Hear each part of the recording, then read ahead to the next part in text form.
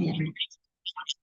Ayan, tayo po'y manalangin. Yes, Heavenly Father, we come before you again, Panginoon, with humble and grateful hearts, acknowledging your majesty and sovereignty over all creation. You are the Alpha and the Omega, the one who is and the one who is to come. Thank you, Lord, for your unfailing love. Salamat sa umagang ito that yung new every morning, mga indeed yung new days, new blessings, Panginoon. Salamat po sa buhay ng bawat isa, Panginoon. Ingatan niyo po kami, Panginoon. Sasanda po kami ng mundo nandoon, Panginoon. Ikaw po ang mag-ingat sa amin. At ikaw, Panginoon, ang maghari sa Zoom meeting na ito. Sa amin pong pag-aaralan sa chapter 6, Panginoon. Anoint my lips, Panginoon. Alam niyo yung struggle ng bawat exhorter, Panginoon. Ang daming distraction. Katulad ko po sa style ng gawain at trabaho ko dito. But thank you, Lord. I honor you in this morning at ikaw po ang magsalita sa harapan ko, sa likuran, sa aking tagiliran, Panginoon. Yung magiging revelation po sa bawat isa na malakaran po namin, Panginoon. Hindi lang narinig, hindi lang nilagay sa puso, bakit po sa everyday living ng aming buhay, Panginoon. Salamat, Lord, sa favor din ng mga amo na open, na nakakapagsalita, nakakagamit ng cellphone. Thank you, Lord, sa favor. Salamat po sa kanila. Salamat din, Lord, sa blessings, pagpapala at protection mo sa bawat isa, lalong-lalo na po sa mga pamilya namin, Panginoon, especially po ng mga OFW na malayo sa pamilya. At Lord, gisingin po ang mga kapatiran na wala pa din po sa Zoom, na maalala nila itong umaga na ito ay para sa iyo, Panginoon. Thank you, Lord. Ikaw na po ang magsalita. I give it to you. Everything, Panginoon, na i-guide mo ako, Panginoon. I-guide mo ako, Holy Spirit. Salamat po. Kasi po lahat na papuri, pagbalati, pagdakali at pagsamba sa pangalan na ito. Amen, amen.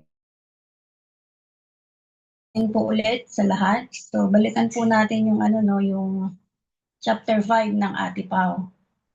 Sabi nga doon ang chapter 5 daw po ay pinakamahalagang yugto ng buhay ni David kasi yun na po yung araw na na-anoint siya as a king ng Israel, no? At nasakop niya ang Jerusalem at nagtagumpay sa laban sa mga Filisteo. Di po ba? Amen. So, nakita perfect timing niya. Di po ba? Na talagang ito na yung timing ng Lord para kay David sa tagal niyang nagtago. Hinabol ni Saul.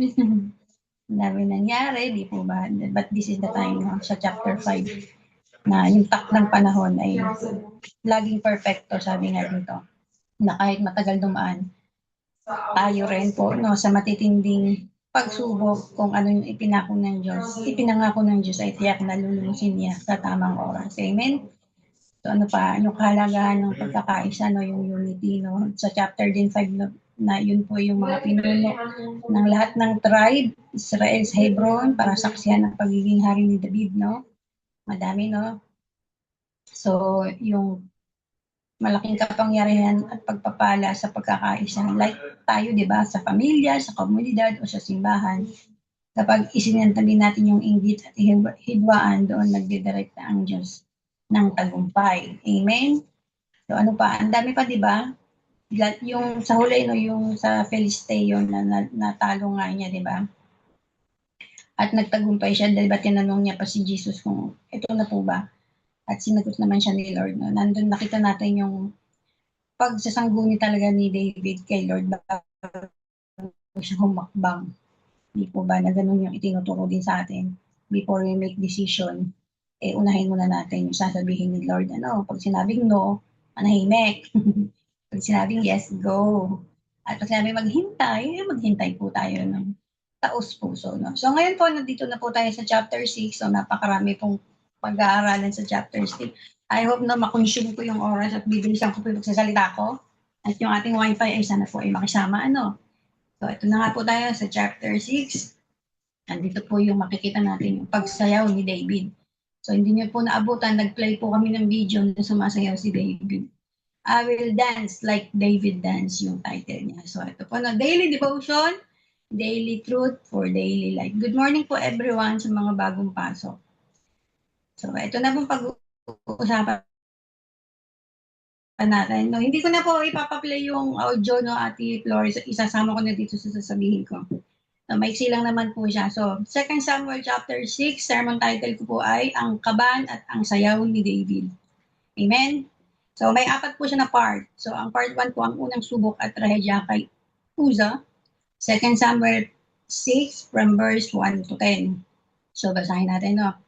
So, verse 1, no? Pagkatapos dito, muling tinipon ni David ang mga piling kawal ng Israel. May 30,000 kalalakihan lahat. Pinangunahan niya ang buong hukbo at nagpunta sila sa Baale, Juda, upang kunin ang kaban ng tipan na kumakatawan sa kaluwalhatian ni Yahweh, ang Diyos na makapangyarihan sa lahat na nakaluklok sa ibabaw ng kerubin. Verse 3, kinuha nila ito sa bahay ni Abinadab doon sa burol at isinakay sa isang bagong kariton na inalalayan ng 2 anak nito na Zina, Uza at Ahiyo. Amen. 4, si Ahiyo ay nauuna sa paglalakad sa kaban. Si David, ang buong bayan ng Israel ay buong galak na sumasayaw. Sila ay umaawit sa saliw ng mga lira, kudyapi, tamborin, kastineta at hompihang. Amen. Verse 6, yun na pala yung 5.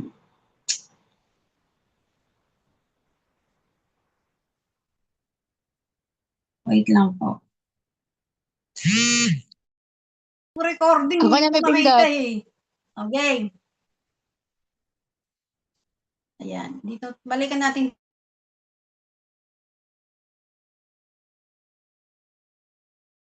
itong chapter kaya hinawakan ni Uza ang kaban ng tipan. 7, nagalit si Yahweh at siya pinurusahan sa ginawang iyon. Noon day namatay si Uza sa tabi ng kaban ng tipan. And 8, nagalit si David dahil pinurusahan ni Yahweh si Uza hanggang ngayon at ang lugar na iyon ay tinatawag na Periz Uza. So, alamin natin, no, sino po ba si Uza? Uza.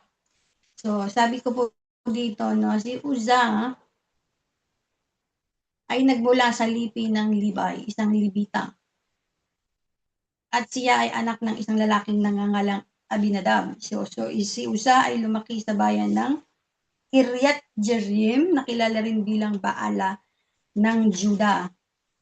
So ang pamilya nila ay may napakahalagang tungkulin. Amen. So may napakahalagang tungkulin pala ang pamilya ni Uza, ano? And then sabi dito,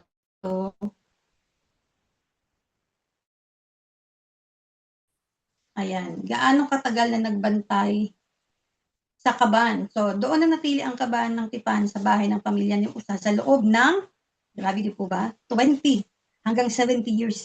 Wow. Biruin nyo, ang tagal, ano? So, nag-search po talaga ako, no? Mula sa panahon ng propetang si Samuel, sa buong pamumuno ni Haring Saul hanggang sa unang bahagi ng paghahari nga ni Haring David. So, ito nga yung pag-alis ng kaban doon sa diyan sa bahay nila Uza. Nasaan yung aking kanba? Yun. So, 20 to 70 years. Grabe, di ba? So, kaya naman si Uza at ang kapatid niya si Ahiyo ay lumaki na literal na kasama ang kaban ng tipan sa kanilang ari-arian dahil sa haba ng panahon na naandun ito sa kanila. So, pinaniwalaan ng mga eksperto ng Biblia na naging masyadong pamilyar si Uza sa kaban. Kaya nawala sa isip niya ang labis na takot at paggalang sa kabanalan nito na naging dahilan kung bakit basta-basta niya ito hinawakan nang gumiwang ang karwahe. Hindi po ba? So, bakit si Uza ang nasampulan? Bakit nga po ba? So, meron po ako nakitang 3 reason bakit si Uza ang nasampulan. Sabi dito, mas alam dapat ni Uza ang batas dahil siya ay libita. So, kanina, yun nga po, di ba? Yung unang sinabi ko na si Uza ay isang libita, hindi po ba? At familiar na siya kasi sa tagal nga naman po na nakalagay na ang kabad ng tipan, 20 to 70 years.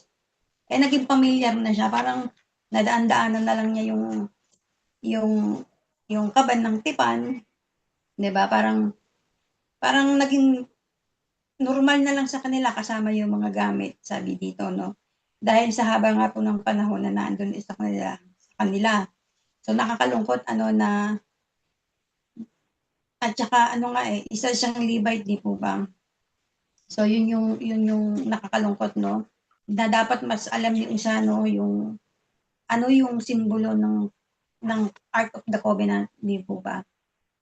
So ayun nga, na sa utusan ni Moses, ang mga kahuhita at tanging binibigyan ng tungkulin na mag-asikaso at magbuhat ng mga pinakabanal na kasangkapan sa tabernakulo. So yan yung batas ng mga Levites. Hindi po, mababasa din po yan sa bilang 45:15. Nilagay din po doon. So mahigpit na pinagbabawal. Nailagay ko po to yung Numbers 4:15. Nasabi doon, huwag na wag hahawakan ng mga banal na bagay kung hindi mamamatay nga po sila. So bilang tagapangalaga, tungkulin nilang paalalahanan si David sa tamang proseso, pero hinayaan nila ito sa maling paraan. No? So yung number 2 po, yun nga, yung ang panganib ng familiarity, no? Masyado na siyang nasanay. Dahil nga 20 to 70 years yung pag-i-stay ng kaban sa kanila. So yung number 3, ito po yung mahalaga, no, yung mensahe sa buong bansa. So kung hinayaan ng Diyos, sabi dito, no, nagsimula pa lang ang kaharian ni David sa Jerusalem at gusto ng Diyos na itatag ang kanyang pamumuno sa pamamagitan ng kabanalan at pagsunod.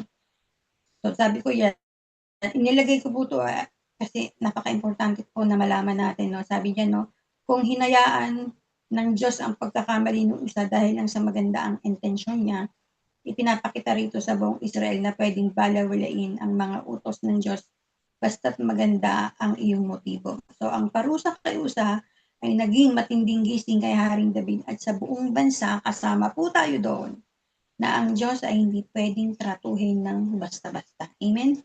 So kaya naman, yun nga po, hindi ko na rin po nilagay. So sa madaling salita po, si Usa ang nakahawak dahil siya ang pinakamalapit at pinakakampante sa kaban. Kasi nga po, nasanay na siya, familiar na siya dahil 70 years na naandun yung kaban sa kanila.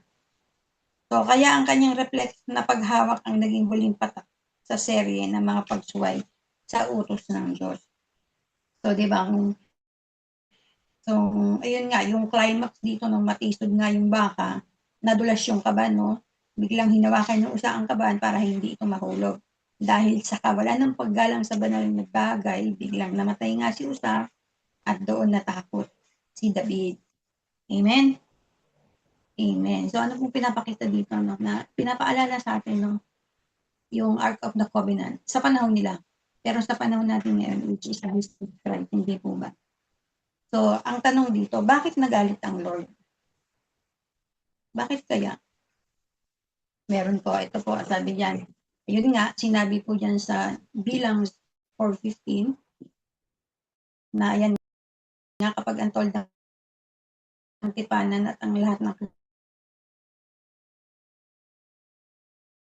gamit ang lahat ng dalil ng mga anak ng kaharian at mamamatay ang sinumang humawak sa mga sagradong kagamitang ito. Ito ang tungkulin ng mga anak ni Kohat tuwing ililipat ang toldang tipanan. So nakita po natin, di ba, yung ginawa nila, ginaya nila yung ginawa ng mga Pilisteo, yung isinakay sa bagong karwahe na ang nagtutulak at nagbubuhat ay baka.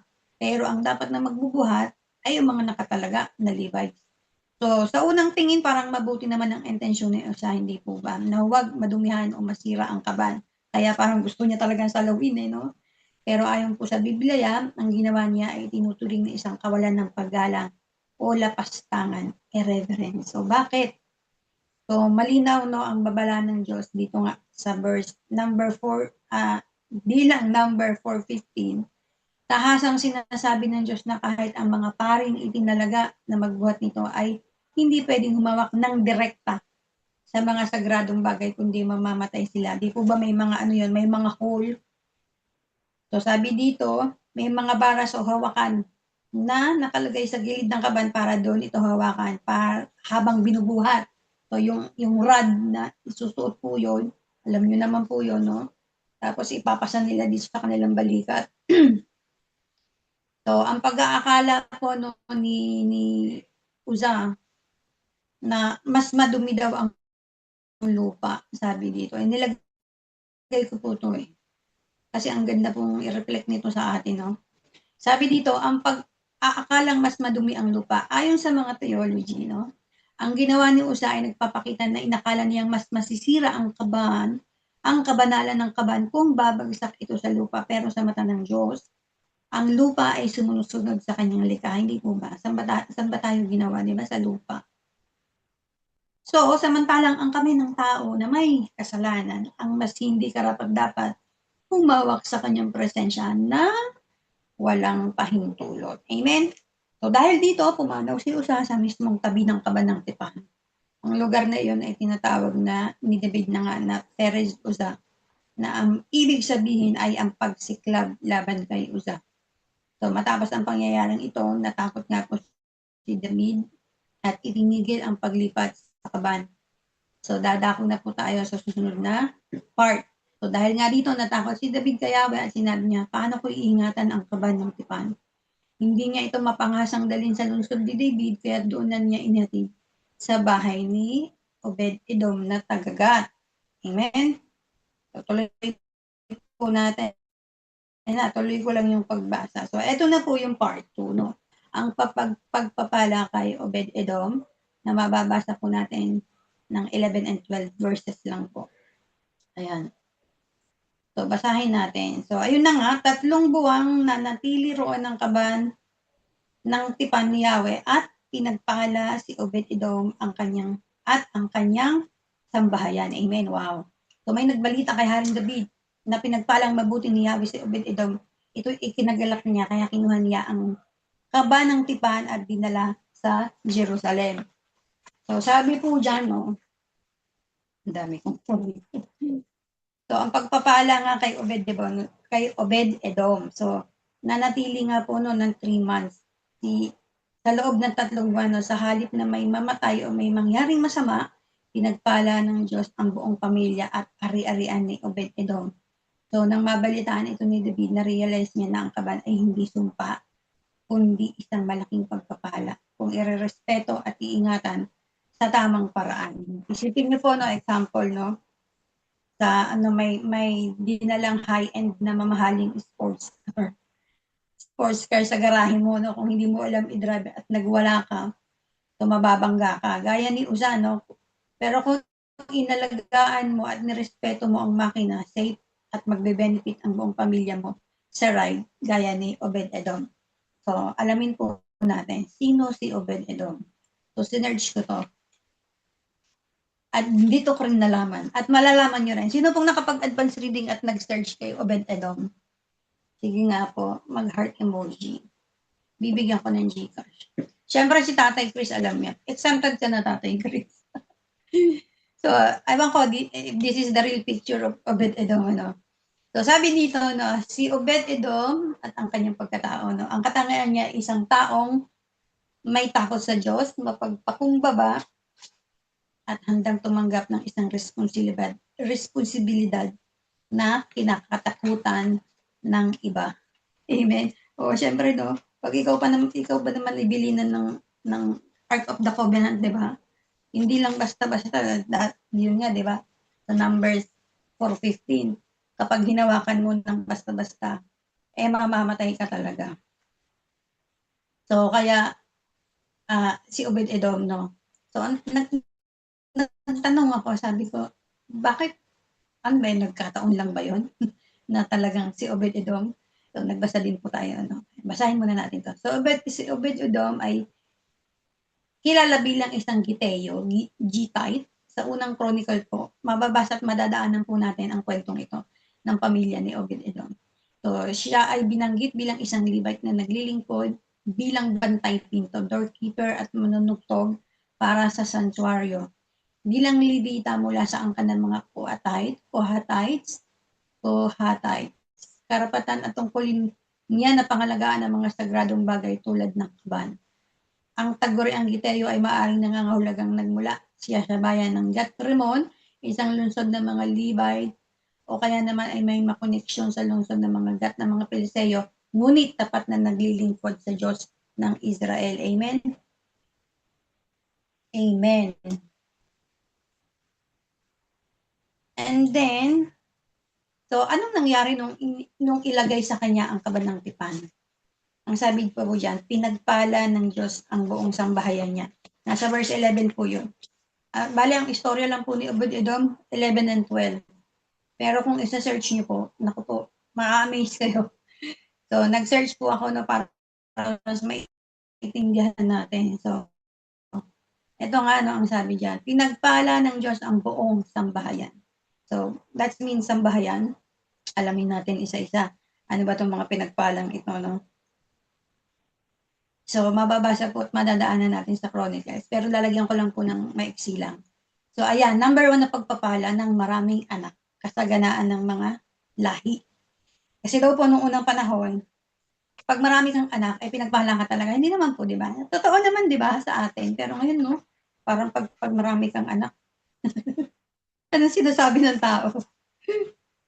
Di ba? Pero hindi po, kung titingnan natin sa other side, pagpapala po talaga ang maraming anak. Amen? Di ba? Naniniwala po kayo doon. Sabi nga din, kasaganaan ng lahi. Amen? So, sa kulturang Hebreo, ang pagkakaroon ng maraming anak ay itinuturing na isa sa pinakamalaking tanda ng pagpapala ng Diyos. So, si Obed-Edom ay pinagkalooban na ilan po? Kung nag-search, ilan? Pwede po kayong mag-chat ha. 8 anak na lalaki. Amen? So, ayan po, nilagay ko dyan, pero hindi ko na po babasahin kasi magtatagal po tayo. Kayo na lang po habang ako'y nagsasalita, basahin niyo po yan. At madadaanan naman po natin yan sa Chronicles. So, yun po yung unang pagpapala, no? Ang unang pagpapala ay, ano nga yun? Maraming anak, kasaganaan ng lahi. So, ikalawang pagpapala, mga anak at apong may pambihirang kakayahan at tapang. Amen?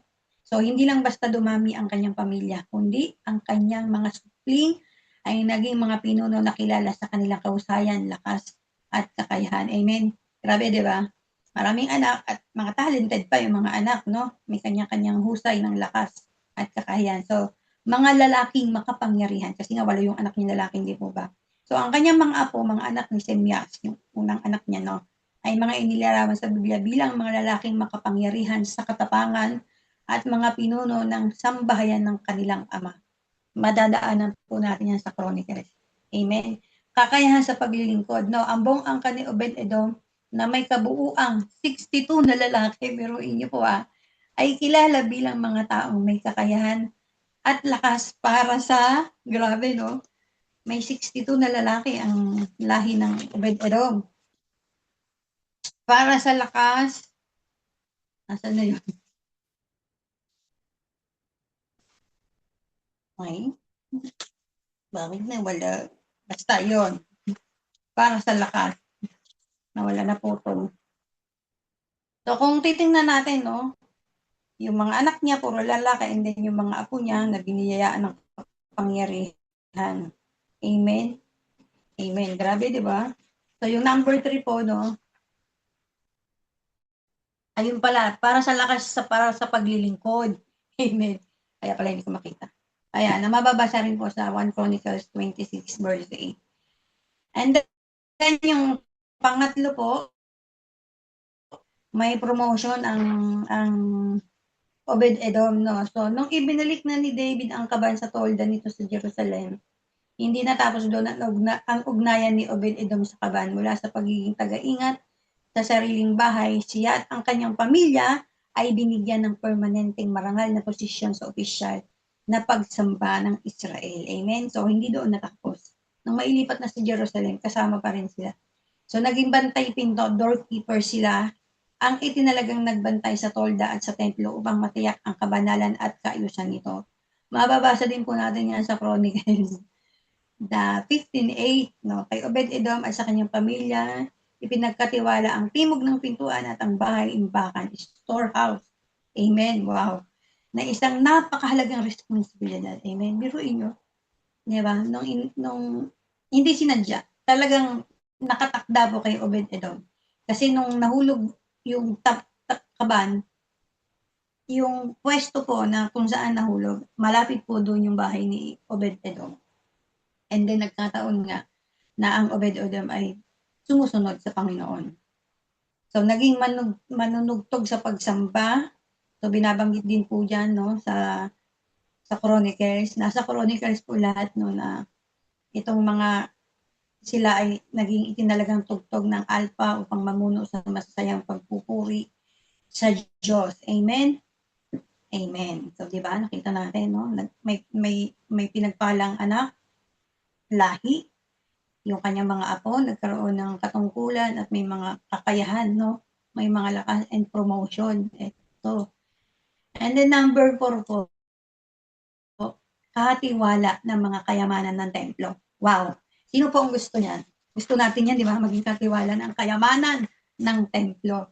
So, sa mga susunod na panahon, no, sa panahon ni Haring Joas ng Israel, binanggit na ang mga itinalagang tagapangalaga ng mga ginto, pilak at mga kasangkapan sa bahay ng Diyos ay ang angkan pa rin ni Obed-Edom na mababasa pa rin po natin sa Chronicles, no, 25-24. So, pinapakita nito ang kanyang pangalan ay naging kasing kahulugan ng pagiging mapagkakatiwalaan pagdating sa mga banal na bagay. Amen. Wow. Amen. So, anong aral? Anong aral? So, ang pagpapala sa buhay ni Edom, no? Ni Obed-Edom, ang kwento ni Obed-Edom ay nagpapakita na ang presensya ng Diyos na kinakatawan ng kaban ay hindi nagdadala ng kapahamakan, kundi ng buhay at pagpapala sa mga taong tumatanggap nito ng may malinis na puso, paggalang at pagsunod. Amen? Kung saan ang iba ay nakakita ng takot si David, yung iba ay nakakita ng takot. Si David at ang mga tao matapos mamatay si Uza, di ba? Si Obed-Edom naman ay nagbukas ng pinto para sa presensya ng Panginoon. Amen? Amen. So be like Obed-Edom. Maging Obed-Edom tayo. Siguro naman po nararanasan naman po natin yun. No? So may isang pang aral, no? Ang pagpapala kay Obed-Edom ay hindi lang naging panandalian, kundi noong nasa bahay niya ang kaban, kundi naging generational blessings. Amen. Umabot at naranasan ng kanyang mga anak, apo at buong lahi ang kabutihan ng Diyos dahil sa 3 buwang tapat na pag-iingat sa presensya ng Panginoon. Miroin nyo 3 months lang. So sa atin po, no, kung i-reflect natin ngayon, di ba? Tayo ay nakakilala na at tinanggap natin si Lord, nagsisi sa mga kasalanan at ayaw na nating balikan. Huwag na nating balikan. Kung nagkakasala man, maliit na lang at humihingi agad ng tawad. So ito po ang mangyayari sa atin. Generational blessing. So yun naman na talaga ang ating ipinagpe-pray, hindi po ba? Na yung mga susunod na generation natin ay mararanasan ang pagpapala na galing sa Panginoon at yung presensya ng Panginoon, yun yung importante, hindi po ba? So, no, thank you, no, dahil isa na tayo dito, like Obed-Edom. At dadanasin, i-claim na po natin, dadanasin ng ating salinlahi yung pagpapala na galing sa Panginoon. Amen? Amen.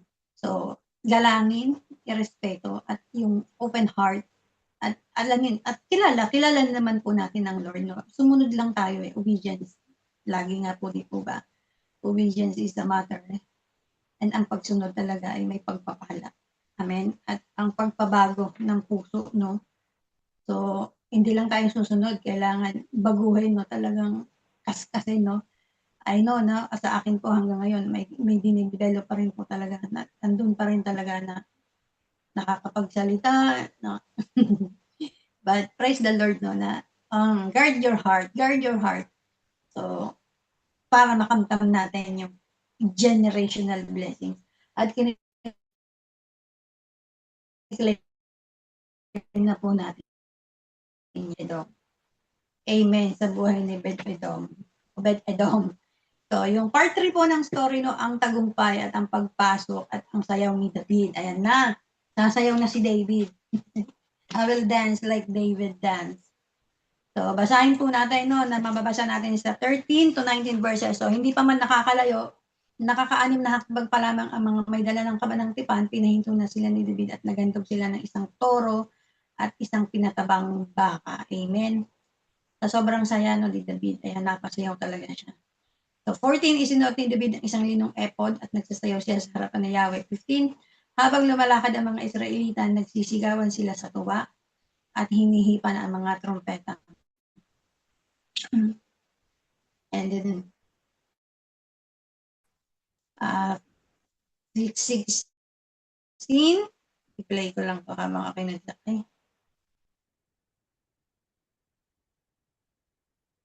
Ay, si David ay naglulundag at nagsasayaw nang siya ay madungaw na nagustuhan ang ginawa ni David. Agoy, ayun na, may nakamasin. So, natuwa lang po ako kaya nilagay ko yung video. Hindi ko na lang nilagyan ng isang. Ayun, may nagmamasid. Oh. And then 17, so ipinasok nila sa tolda ang kaba ng tipan at nilagay sa lugar na nakalaan dito. Si David na may muling nag-alay ng mga handog na susulugin sa harapan ni Yahweh. And 18, pagkatapos binasbasan niya ang mga tao sa pangalan ni Yahweh na pinakamakapangyarihan sa lahat. Amen. Amen. And then 19, bago nagsiuwi ang lahat ng mga Israelita, lalaki man o babae, bata man o matanda, sila pinakain ng tinapay, karne, at pasas. So, yun po yung part 3. So, sabi dito, ang tagumpay ng pagpasok at ang sayaw ni David. So, sinubukan ulit ni David, no? Pero this time, sinunod na po niya yung tamang proseso. So, binuhat ng mga Levita ang kaban, kada 6 na hakbang na mga may dala ng kaban, nag-aalay si David ng mga sakripisyong baka. So, si Haring David mismo ay sumasayaw with all his might. Todo bigay sa harap ng Panginoon na nakasuot lamang ng simpleng lenon ipod, isang simpleng damit panreliyon, hindi ang kanyang marangyang kasuotang panghari. Amen. So, nilagyan ko po ng, hinanapan ko din, ano ang ibig sabihin ng sayaw ni David na nagpasikat, no? So, hindi ordinaryong sayaw para magpasikat. Meron itong 4 na malalim na kahulugan. Amen. So, number 1, radical at buong pusong pagpapakumbaba. Radical humility. Amen. So, basahin natin. So, sabi dito, no, yun nga, ito ay isa sa pinakasikat at pinakamalalim na simbolo ng pagsamba, worship. Nangyari ito nang magtagumpay ng mailipat ang kaba ng tipan patungong Jerusalem. Matapos nga po yung trahedya kay Uza. So, bilang isang hari, no, siya ang pinakamataas. Normal sa mga hari noon ang maging seryoso, formal, at may mataas na dignidad. Hindi po ba? Ngunit sa sandaling iyon, hinubad ni David ang kanyang marangyang harlikang kapa at korona. Nagsuot siya ng isang simpleng epod na lino. Ayan po, yung epod lino. Isang ordinaryong kasuotan ng mga pari o katulong sa templo. Talagang binaba niyo po yung kanyang sarili. So, ipinapakita ni David na sa harap ng totoong hari ang Diyos. Nasa harap ng totoong hari ang Diyos. Amen? Siya ay isang ordinaryong lingkod lamang. Walang pakialam kung magmukha siyang katawa-tawa o mababaw sa mata ng tao basta't maitaas niya ang pangalan ng Diyos. Ganito po ba tayo pag nag-worship? So, ang layo niya kay Saul, si Saul, di ba, nakita naman natin yung pagiging hari niya. Di ba, walang-wala sa pagiging hari. So, sumayaw si David ng buong lakas with all his might. Amen. Ganito po ba tayo pag itinataas talaga natin dirt. Oo, no? Pero, hindi ko pa po naranasan ko na magsayaw. Minsan, oo. Saan ba yun? Basta dito din po sa online yun eh. Ay, sa SO3 ata. Oo, naalala ko. Kasi di ba, open camera naman ng SO3. Tatay Chris, di ba? Oo, meron dun isang topic. Tapos nagpatugtog ni sayaw. Oo, naalala ko. SO3 nga ata yun. So, nakita po natin, no, si David, na inalis niya yung pagiging pagkahari niya. At sabi nga, yung Lennon Ephod ay mga damit ng katulong. Di ba? Grabe, no? So, talagang yung humility, no, na talagang nakita niya. At naranasan niya kasi tamang proseso na eh. At nung nalaman niya ngayon nangyari kay Edom, talagang nakita niya, no, na dapat talagang igalang yung kabanal-banalan. Amen? So, number 2 po. Ang number 1 ay buong puso. No? Ito naman, number 2, walang pondong kagalakan at pasasalamat. Paano ba itong pinronounce? unabashed joy. So, ang kahulugan, ang sayaw niya ay natural na reaksyon ng isang pusong punong-puno ng pasasalamat. Amen? So, ipinaapaalala nito na ang tunay na relasyon sa Diyos ay nagdudulot ng kalayaan at ligaya na hindi kayang pigilin o kaya. Di ba tayo, pag meron tayong nararanasan, di ba, napapasayaw tayo kahit papaano, no? Halimbawa, yung mga anak nyo nakapasa ng exam, o di kaya na-free ka sa utang, di ba? O di kaya may natira sa sweldo mo, yung gano'n, no, bilang OFW. Ay, thank you Lord, alam ko wala na, pero may tinira ka pa, yung mga gano'n, mapapasayaw ka, mapapasigaw ka. No, pag nare-receive natin yung mga panalangin natin, hindi po ba? Yung papasalamat at kagalakan, no? Alam ko po nararanasan niyo yan. Iba naiiyak pa nga tayo pag 'di ba, yung lalo na nararamdaman talaga natin yung pagkilos ng Holy Spirit. So ganun din, no, yung nangyari dito kay David, no. Walang meaning na ano, yung walang hanggang kaligayahan. An unabashed joy. Amen. Amen. So, ayan na nga. Nakita natin na ang sayaw niya ay natural na reaksyon ng isang pusong punong-puno ng pagpapasalamat.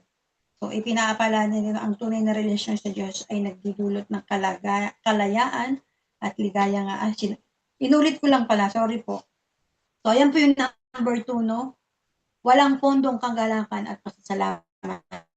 And number 3, pagsamba na hindi tinitingnan ang hukom ng tao. Audience of one. Amen? So, ang kahulugan, para kay David, ang pagsamba ay para sa Diyos lamang, hindi para sa approval o palakpak ng tao. Ang sayaw ni David ay paalala na kapag nagpupuri tayo sa Diyos, ang opinion ng tao ay walang halaga. Sabi nga, kaliwaliw. I don't care. Diba? Basta ang alam ko, may audience akong isa, that is Lord. So, nang dumungaw sa bintana ang asawa ni David na si Michal, anak nga ni Haring dating Saul, no, na dismaya at niwalan ng kabuluhan, na dinispise niya si David sa kanyang puso. Sinumbatan niya si David na mukha raw itong bastos o vulgar. Sa iba, kahiya-hiya, yung ibang version. Sa ginawa niyang pag-undress, yung pag-alis ng damit, at pagsayaw sa harap ng mga aliping babae. Yung video po kanina, parang nakalampin lang siya. Pero yung ibang video, ayan, nakaganyan, naka-epod linon. So, ang sagot ni David sa kanyang asawa,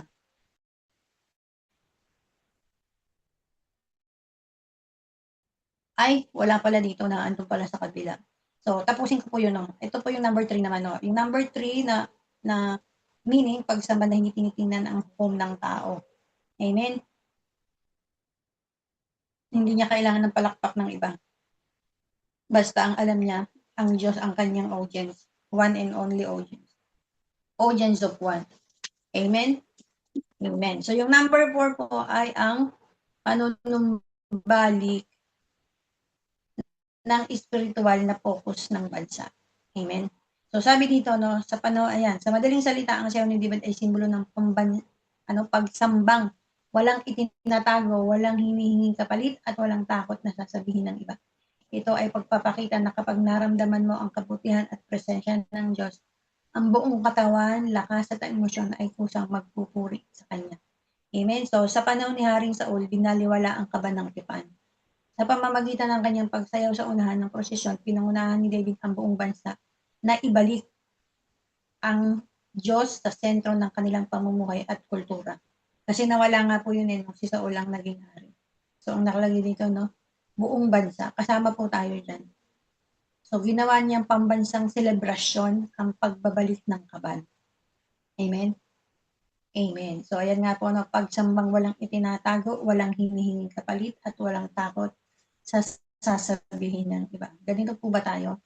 O iniisip natin yung sasabihin ng iba? Di ba minsan, nung hindi pa tayo malalim, nahihiya tayo, di ba? Ay, nakakahiya naman, ayoko magtaas ng kamay. No, di ba ganyan tayo? Ako po ganyan, no, nahihiya ako nung una akong niyakag sa church. Sabi ko, lo, magtataas ng kamay? So, ngayon po, syempre, hindi na tayo ganun. Hindi po ba? Amen po? Amen! So, yan po yung part 3, no? And then yung part 4 po, last part ng ating ng story ng chapter 6, so ang pagpuna at panghihiya ni Michal. Ayan nga po, ito na po yung last part ng verse 22 to 23. Then Amen. David returned home to bless his family. Michal came out to meet him. She said, "You acted like a fool." David said to Michal, "I was dancing before the Lord, who chose me above your father and all his family. He appointed me as the leader of Israel, the people of the Lord. So I celebrate before the Lord. Yes, I am willing to look even more foolish than this, even to be humiliated in my own eyes." There were consequences for what Michal said to David. David carried out God's purposes while he lived, and he was called a man after God's own heart.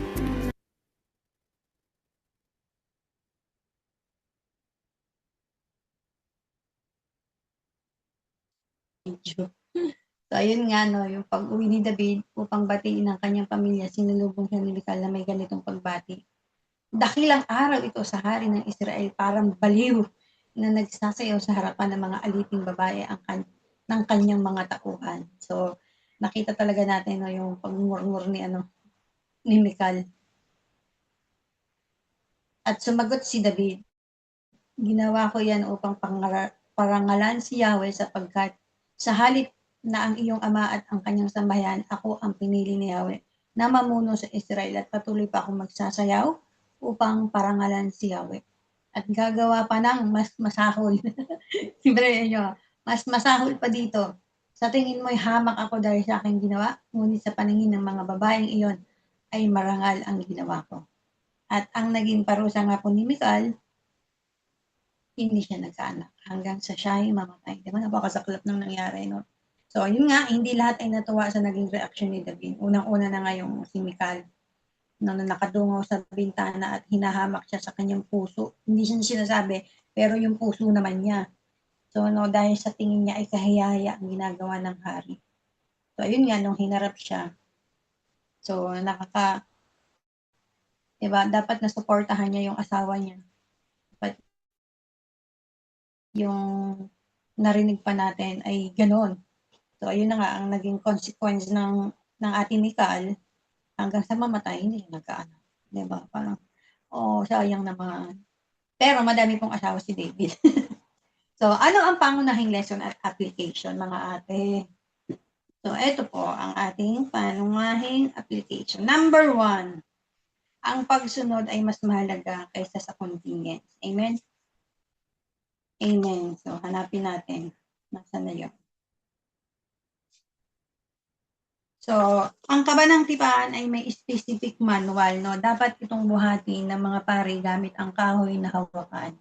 Pero pinili ni David na isakay ito sa karwahe kasi mas madali at mas modernong paraan na galing sa kultura ng mga Filisteo. So, akala nila ay okay lang pero hindi pwedeng i-shortcut ang utos ng Diyos. So, sa buhay natin, no, minsan gumagawa tayo ng mga compromise kasi mas convenient, no? Halimbawa, sa mga business o school or even sa ministry, 'di ba? Alam nating bawal mandaya pero ginagawa natin kasi mabuti naman ang intention ko. Para naman ito sa pamilya ko, para naman ito sa ministry ko, 'di ba? Para naman ito sa amo ko. So, pero tandaan po natin, no, God works must be done in God's ways. Hindi pwedeng i-justify ng magandang intention ang maling action. Amen? So, katulad nung nangyari kay Uza, naging pamilyar na siya kasi nga ang tagal niya nang nakasama yung kaban. So, akala niya, dahil yung intention niya na ayaw niyang sumayad sa lupa or ma-damage, hindi niya naisip. So, anong nangyari? Antimano, namatay agad, di ba? Grabe, no? Ganon kalupit noon. Pero ngayon, thank you kay Jesus, no? Hindi na ganon. So, ayan, tandaan po natin, no, ang pagsunod ay mas mahalaga kaysa sa convenience. Amen? And number 2, Ang presensya ng Diyos ay nagdadala ng pagbabago. So, nang manatili ang kaban kay Obed-Edom, hindi sila napahamak, kundi pinagpala, no? Nakita naman po natin, no? At talagang gusto ko rin po marinig niyo yung pagpapala kasi nung sinesearch ko po yun, sabi ko, wow, grabe yung pagpapala. Kasi parang nakulangan ako na sa loob ng 3 months, pinagpala ang buong niyang sambahayan. Sabi ko, paano kaya pinagpala yun? So, nagkalkal po talaga ako. So, ayun nga, grabe, di ba? Until generational, at generation to generation. So, nung manatili nga po, yun nga, no, na dahil inalagaan nila ng may takot at paggalang sa Diyos. So, kung ang buhay mo at ang tahanan mo ay nakabukas sa presensya ng Diyos sa pamamagitan ng panalangin, ayan, pagbabasa ng Bible, pagsa-quiet time, pag-attend sa devotion, sa lingkap. So, at tamang pamumuhay, magbabago ang atmosphere ng bahay mo. Lord will bless not just you, pati ang pamilya at mga ari-arian mo, career, peace of mind, relationship. Welcoming God brings dynamic blessings. Hindi po ba? So, nakita natin kay Obed-Edom, no? So, tandaan po natin, ano, na yung presensya, no, nagdadala. At nararanasan po natin yan, hindi po ba? Amen. At magpatuloy po tayong maranasan. Hindi lang natin, 10 po ng ating pamilya at susunod pang mga lahi. Amen. So, salamat dito no, sa paalala ng Lord sa chapter 6. Ano? And number 3, huwag mo hayaang hadlangan ng status mo ang pagsamba. Ang pagsamba mo. Amen. So, si David po, no, dito sa part 3 na to, ang pinakamakapangyarihang tao sa Israel ng oras na yon. Pero nung humarap siya sa Diyos, hinubad niya ang korona at marangyang kasuotan. Nagsuot siya ng simpleng damit para sumayaw at magpuri. He remembered that before he was a king, he was just a servant of God. Amen. Amen. Nakakatuwa na. Amen. So minsan, no, kapag umaangat tayo sa buhay, kakaroon ng mataas na posisyon, nagiging sikat o yumayaman, nahihiyan na tayong magpakita ng emosyon at magpakumbaba sa harap ng Diyos. Nauuna pa yung pride natin. Nako, masama yon. So, ano na lang sasabihin ng tao sa akin? So, real maturity is knowing that no matter how big you are in the world, you are always small before God. Amen? So, wag tayo maging katulad ni Saul. Diba? Ni Uza, na naging pamilyar na lang. So, lahat ng blessings na matatamo natin. Salamat, Lord. Thank you, Lord, sa iyo ko po lahat ito. Ikaw po ito. Wala po ako dito. Salamat, Lord. Ginising mo pa kami. Salamat, Lord. Mayroong devotion. Salamat, Lord. Ang daming nangyayari, pero salamat pa rin, Lord. Amen? Amen. And number 4,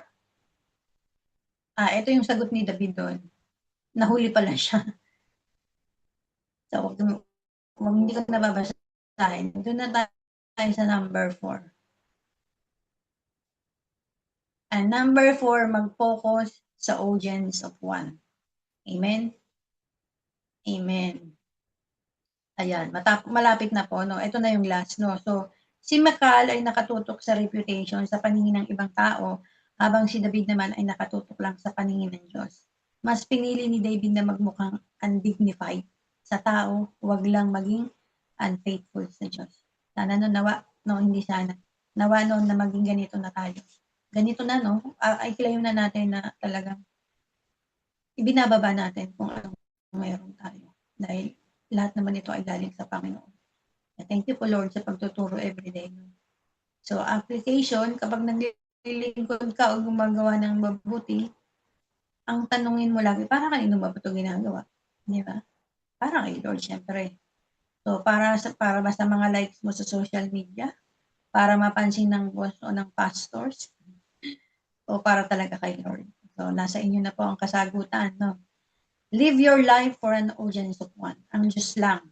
Huwag mong hayaang patayin ng mga critics o ng mga judgmental na tao ang apoy ng pagmamahal mo sa Panginoon. Amen? Amen. So, quick summary, no? Ito po, ang conclusion. So, ang presensya ng Diyos ay hindi isang lucky charm na pwede nating manipulahin o gamitin para sa sarili nating agenda. We must approach God with deep reverence, takot at paggalang, But at the same time, with the unfiltered, passionate joy, puno ng pasasalamat, huwag nating tularan si Uza na naging pamilyar at casual sa banal na bagay.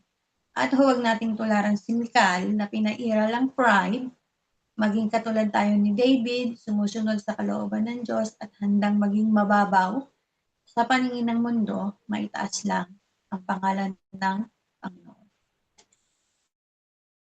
There is another summary takeaway. So, ang buong kwento po ng 2 Samuel 6 ay nagtuturo sa atin ng dalawang bagay lang po. Obedience at pagsunod sa tamang paraan ng Diyos at humility, pagpapakababa sa pagsamba. So, si Uza ay nagkulang sa obedience, habang si Mikal naman ay nagkulang sa humility. Amen? So, si David, kahit na nagkamali nung una, ay natutong sumunod at nagpakababa. Kaya siya pinagpala. Magpakababa. Kaya siya pinagpala. Amen? So, maging katulad po tayo ni David. Amen. So, grabe, no? Grabe ang chapter 6. I hope po, no? Marami tayong natutunan at ipagpasalamat sa Panginoon. Ayan. Thank you po, and to God be all the glory. And mga kapatid, ayan, sige po tayo'y manalangin. Salamat po sa pakikinig at I hope marami tayong natutunan. Ayan, sige po, Father God in heaven, once again, Lord, we thank you, Panginoon. We bow down our head. Hindi lang ang aming ulo, Panginoon, ang buo naming pagkatao.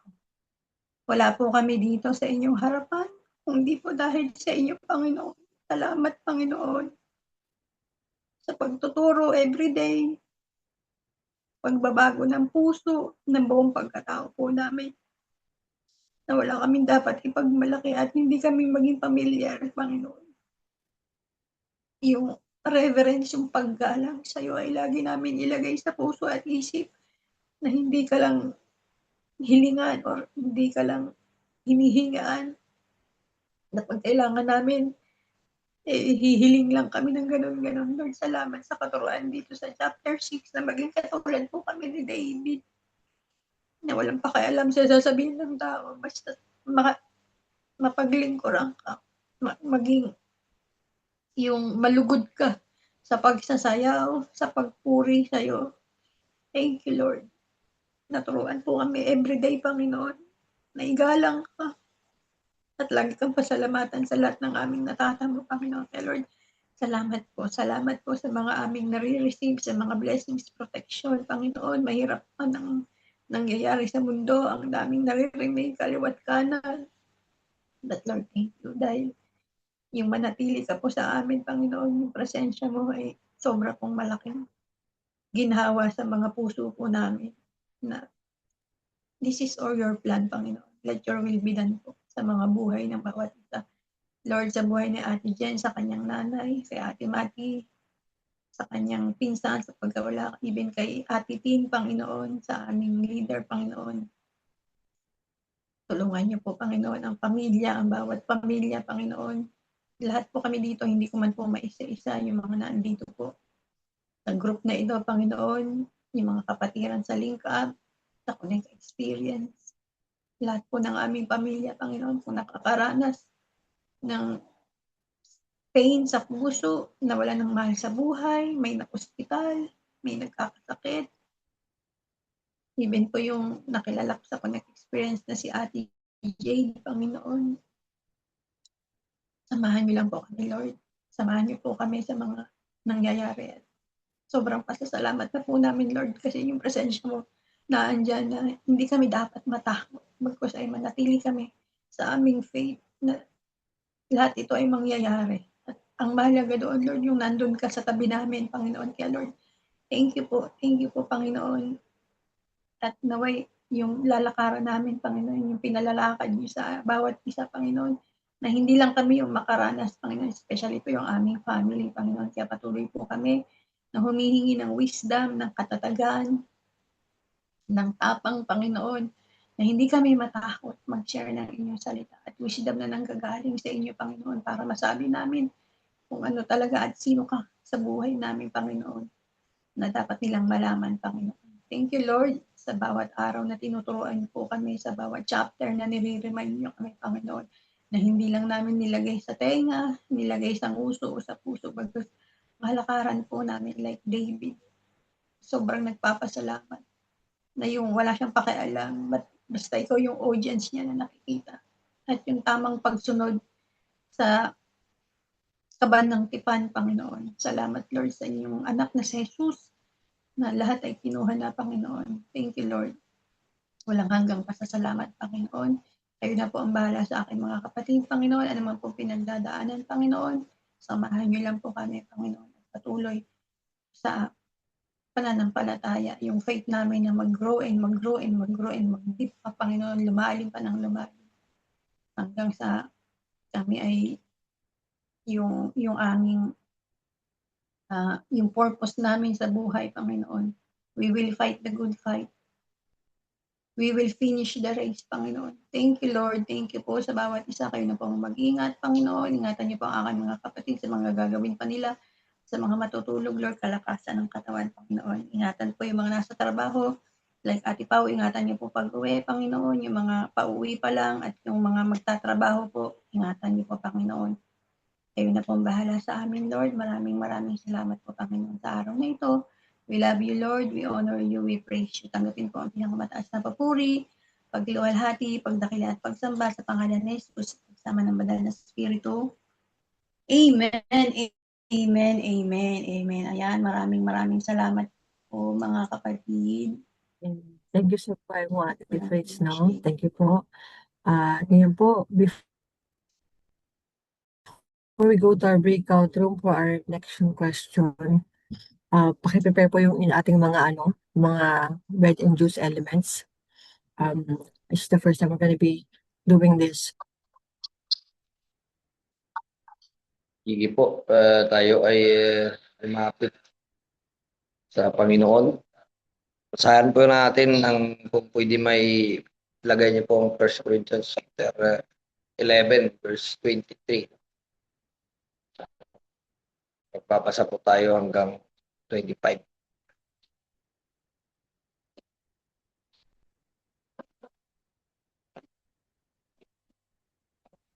Ay po, magbasa po. 1 Corinthians 23 po, 11. po. 11. 25. 25 po. Bigyan mo.